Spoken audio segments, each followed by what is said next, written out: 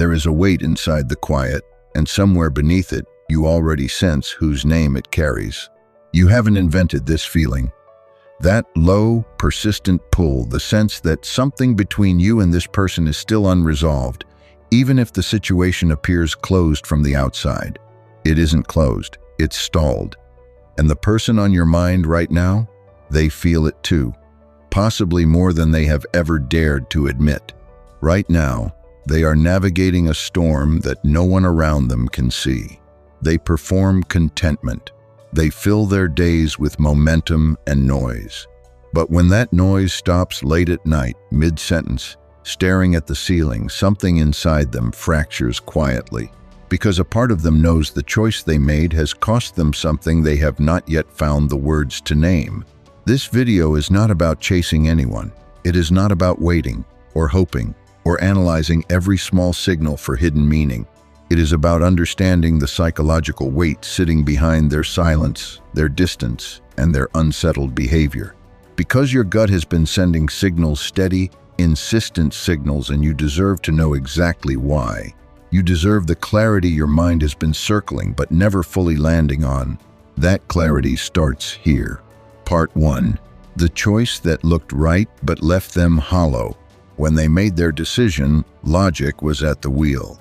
They walked themselves through the reasoning step by step, point by point, the way someone does when they need to convince not just others, but themselves.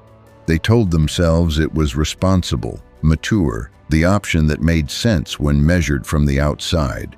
And for a brief moment, it probably did feel like stable ground, like the right kind of ending, like something they could build a new beginning on top of.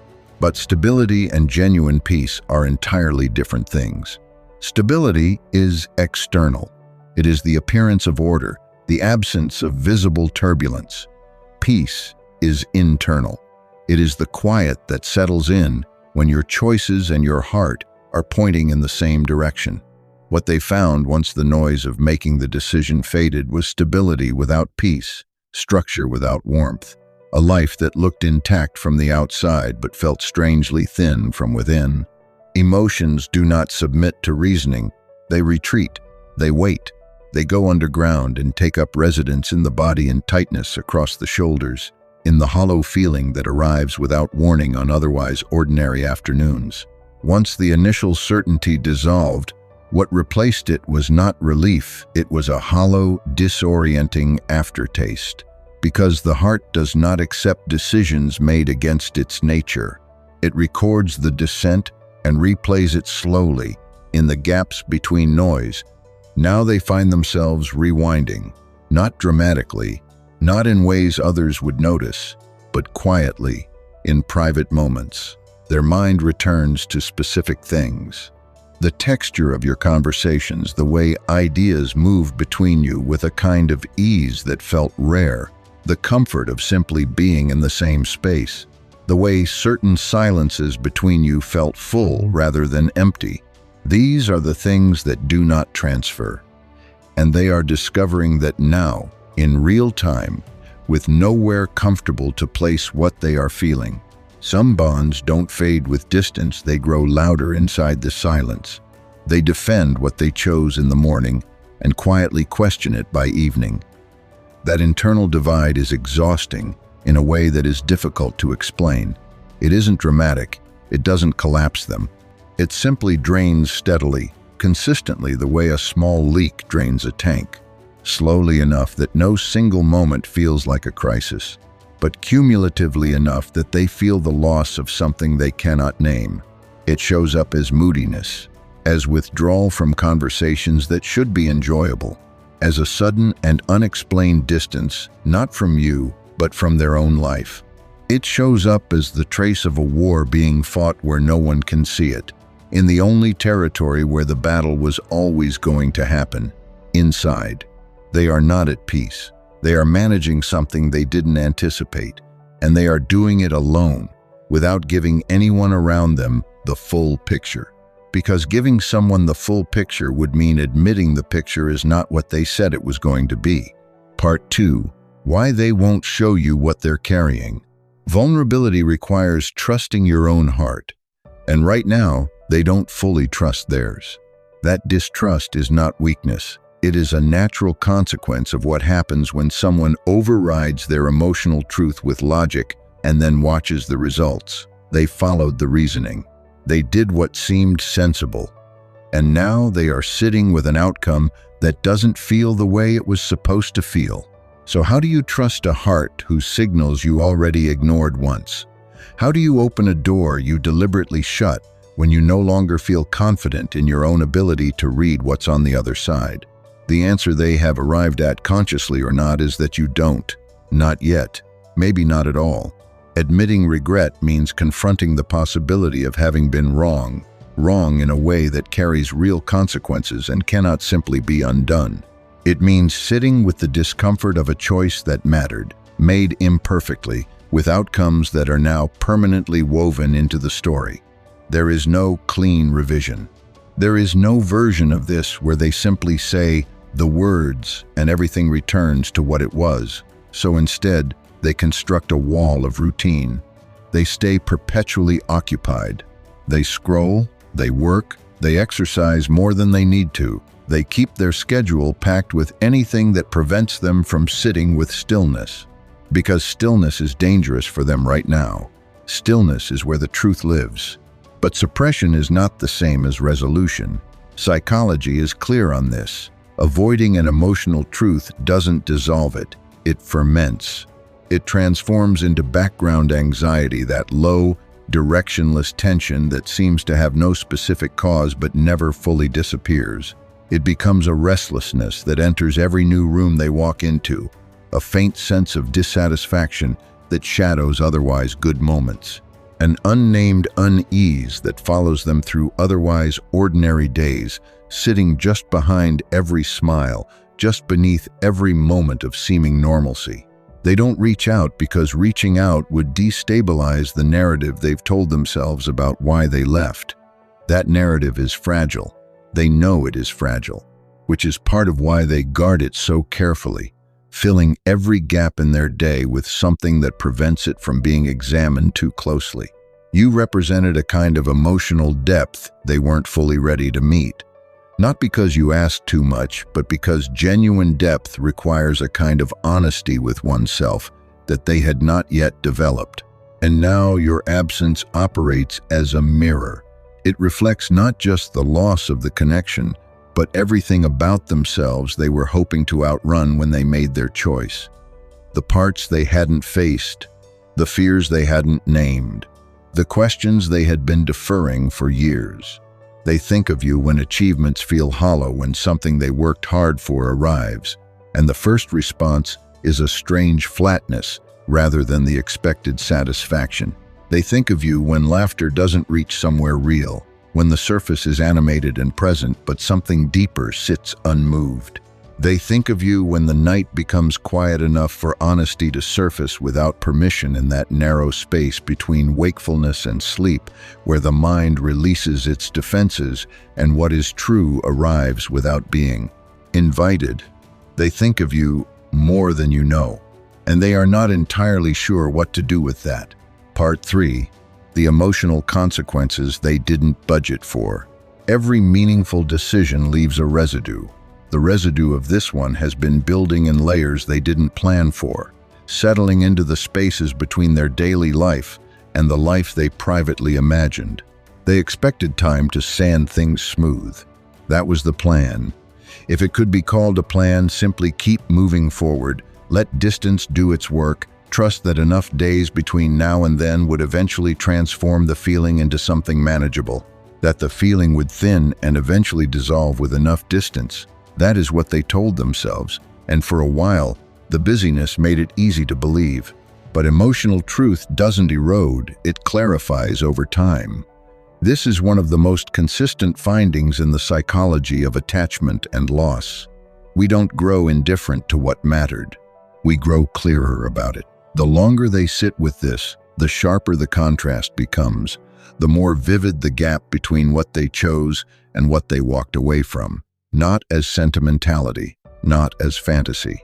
As plain, sober recognition, they begin measuring things. They don't mean to.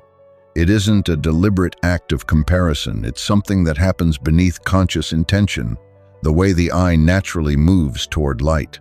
New conversations measured against the depth of yours. New connections measured against the ease of what you shared, the way things moved between you without effort, without performance, without the low-level strain of trying to be understood. The comparison isn't intentional. It surfaces uninvited whenever something real is nearby, whenever a moment has the potential to touch something genuine and falls slightly short of what they remember. They keep finding gaps, places where what is present now doesn't reach the same register as what they left behind. And rather than prompting them to seek something better, these gaps simply confirm what they have been quietly circling, that what they walked away from was not replaceable, not easily, not quickly, possibly not at all. This recognition doesn't bring peace. It doesn't produce the kind of clarity that opens new doors or points toward action. It brings a quiet, persistent disorientation, the feeling of being slightly out of phase with their own life, present but not fully inhabiting, moving through each day but faintly removed from it, as though watching their own existence from a slight distance and finding they cannot fully close the gap.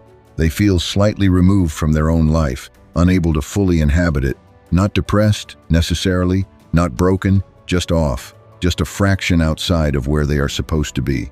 And they cannot explain this to anyone around them without also explaining everything they have been avoiding explaining. Your instincts have been registering this because authentic emotional bonds leave a genuine imprint, not imagined, not wishful, not the product of longing or projection, real. The kind of real that does not require confirmation because it was built on something that actually happened between two people who were actually present with each other. That kind of connection generates a signal. It persists. And the more someone tries to silence it without resolution, the louder it tends to become. What is truly authentic cannot be erased. It can only be buried until someone gathers the courage to look. Part 4. What their inner struggle means for you. Here is the part that matters most. Their pain is theirs to carry, not yours. This is worth sitting with, because it is easy to lose this truth inside the sympathy you may feel for what they are going through. It is easy, especially for someone who connects deeply, who feels the weight of others as though it were their own, to absorb their struggle as a shared burden, to remain quietly suspended in a kind of waiting, holding space for a resolution that may or may not come. That kind of waiting is generous.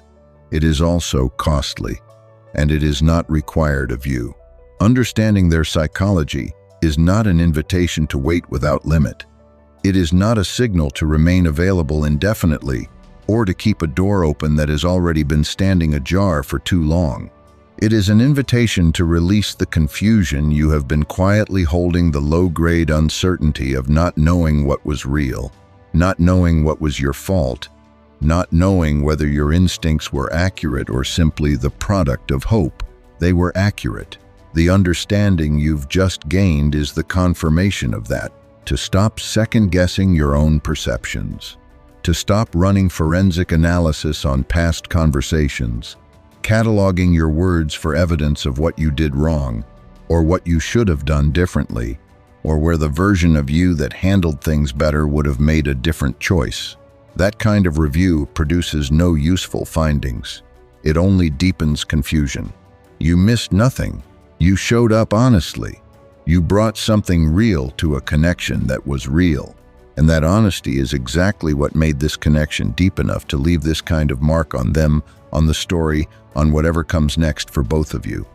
The mark exists because the thing was genuine, not because you failed to hold on to it.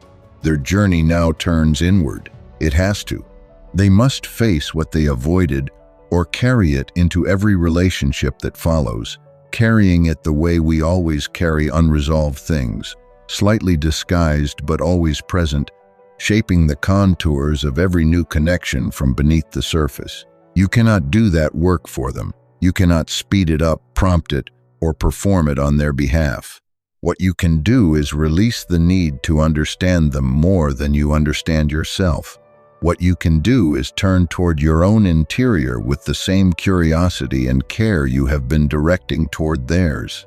Because your depth deserves that attention. Your understanding of yourself deserves the same quality of honesty you brought to that connection. And that inward turn toward your own truth, your own clarity, your own unfinished business is where the real movement begins. Part 5. When the truth finally lands. At some point, the distractions lose their power. This is not something they can prevent or plan around. It simply happens the way fatigue eventually overtakes even the most determined resistance to rest.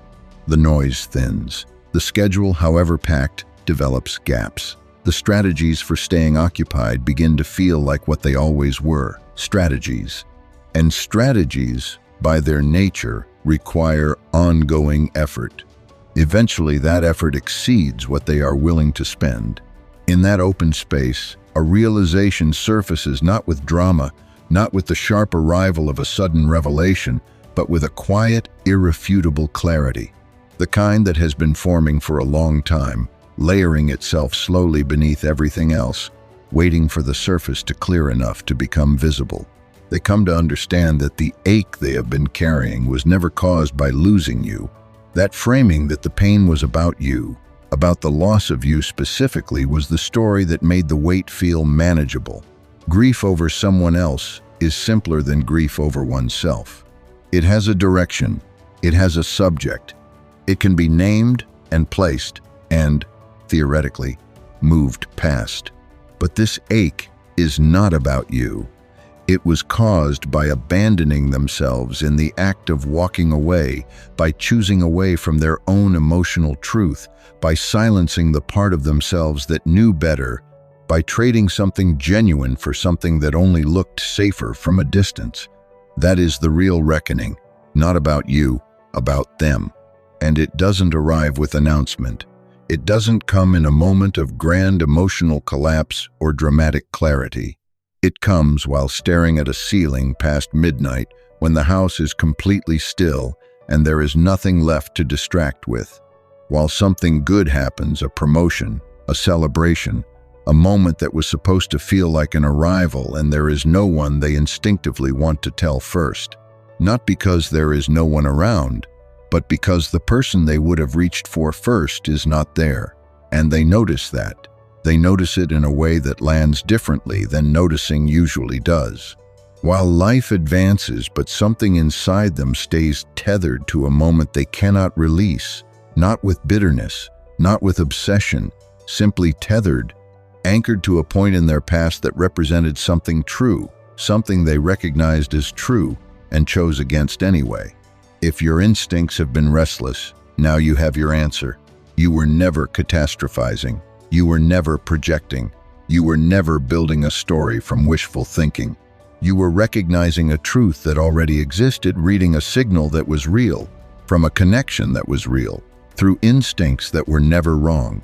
The restlessness you felt was not anxiety. It was accuracy. You felt the weight of something unfinished because something was unfinished. You sensed their conflict because their conflict was genuine.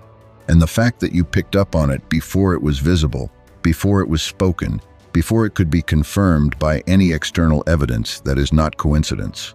That is the residue of a connection that was deep enough to leave a frequency you can still receive. If this reached something you have been quietly carrying, please give this video a like. It helps Psychology Wisdom reach the people who need to hear this most. Drop a comment below. What has your gut been telling you that your mind keeps arguing against? Whatever it is, you are not imagining it, and you are not alone in carrying it. What is meant to return will come back whole, not confused, not fractured, not repeating the same patterns that caused the fracture in the first place, but genuinely changed by the time and the reckoning that distance required. What doesn't return was always preparing you for something, not a consolation, not a lesser version, something that fits the person you are becoming, the person this experience has been quietly, steadily building. Trust that, not blindly, not passively, but with the grounded confidence of someone who has learned to read their own interior honestly, who has stopped outsourcing their certainty to external confirmation, who knows the difference between wishful thinking and genuine knowing. Trust yourself completely.